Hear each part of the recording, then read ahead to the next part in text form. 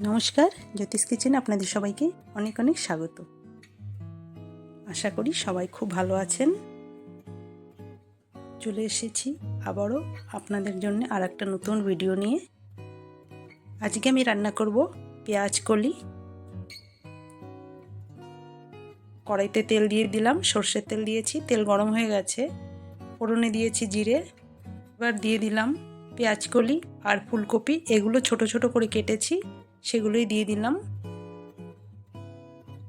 শুধু পেঁয়াজ কলি ভাজা করলে ভালো লাগে, খারাপ লাগে না, কিন্তু তার সঙ্গে যদি ফুলকপি দিয়ে এরকম ছোট ছোট করে কেটে ভাজা করে খেয়ে দেখবেন, খুবই ভালো লাগে। পেঁয়াজ কলি আর ফুলকপিগুলো একটু নাড়াচাড়া করে এর ভিতরে দিয়ে দেবো নুন।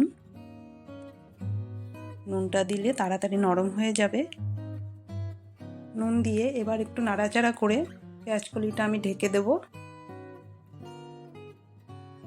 আমি যে কোনো তরকারি করতে গেলে হলুদটা একটু পরেই দিই, তরকারিটা একটু নরম হয়ে যায় তারপরেই হলুদটা দিই।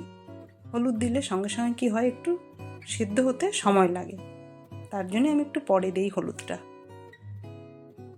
এটা যেহেতু আমি ভাজা করব, এর ভিতরে কোনো মশলা, অন্য কিছু মশলা তো দেব না, শুধু হলুদ আর কাঁচা লঙ্কা দিয়েই আমি পেঁয়াজ কলি আর ফুলকপিটা ভাজা করব। খেতে ভালো লাগে, করে খেয়ে দেখতে পারেন। এবার দিয়ে দিচ্ছি কটা কাঁচা লঙ্কা চিড়ে দিচ্ছি। শীতের সময় সবজি তো খুব টেস্ট হয়, যেমন করে রান্না করলেও খুব টেস্ট হয়। এবার দিয়ে দিচ্ছি হলুদটা।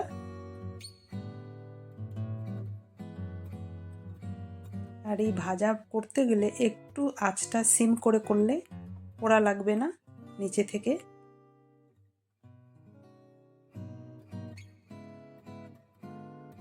এবার আমি আবার ঢেকে দেব।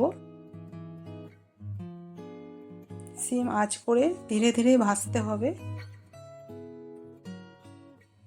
এইরকম পেঁয়াজ কলি আর ফুলকপি এইসব একসঙ্গে মিশিয়ে ভাজা করে, এই ভাজাটা দিয়ে আপনি ভাত, রুটি কিংবা পরোটা এইসব কিছুর সঙ্গে খেলে খুব ভালো লাগবে। এই পেঁয়াজ কলি আর ফুলকপির ভিতরে যদি মটরশুঁটিও দিতে পারেন তবুও খুব ভালো লাগবে। কথা বলতে বলতে এদিকে ভাজাটা প্রায় হয়ে এসেছে। সিম করে ভাজার জন্যেই দেখুন কতটা কমে গেছে।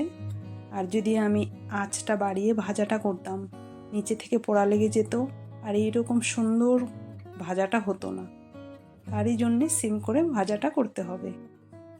এই ভিডিওটা যদি আপনাদের ভালো লেগে থাকে তাহলে প্লিজ চ্যানেলটিকে সাবস্ক্রাইব করে আমার সঙ্গে থাকুন। আর হ্যাঁ, লাইক দিতে ভুলবেন না কিন্তু। সবাই খুব ভালো থাকবেন, সুস্থ থাকবেন। ধন্যবাদ।